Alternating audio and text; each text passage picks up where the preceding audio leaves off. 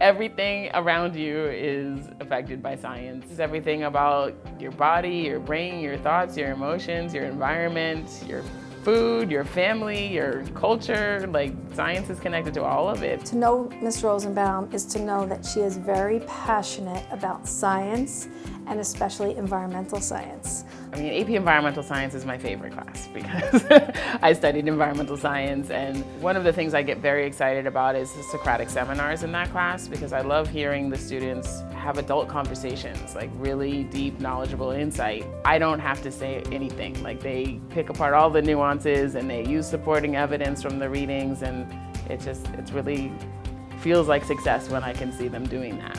She's very patient with students, but she never veers away from getting her students to do the work and moving her students forward academically.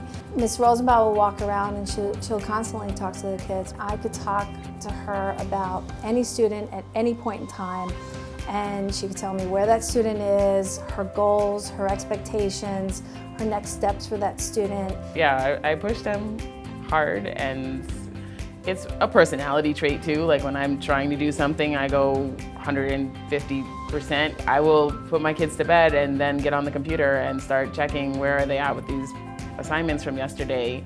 Start making groups of kids, like, okay, these 5 need to do this other thing again, and these 10 are gonna move on to the next thing.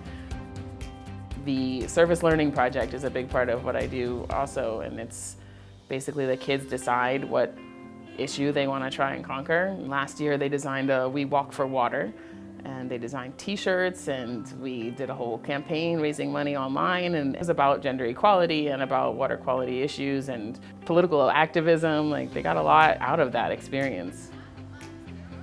I grew up in Washington Heights, 162nd Street, and I studied through Columbia University, and I was at the Biosphere in Oracle, Arizona. I changed trajectories professionally because of the political climate, but then as soon as I got into teaching, I realized that there was a lot here that was in line with what I wanted to see in the world. Sometimes I tell students where I've studied and what, my resume says, and they're like, well, why are you here? I'm like, well, why wouldn't I be here? Because, aren't you worth it?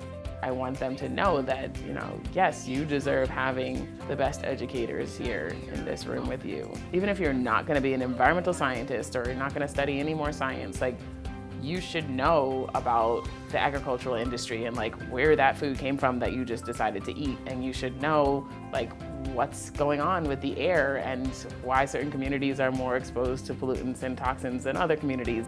Not just awareness that there's problems everywhere, but awareness that there are tools and avenues for taking action. Showing them that yeah, just because you're a kid doesn't mean you can't do something about it. There are revolutions that were started by 17-year-olds. You can do something to change the world.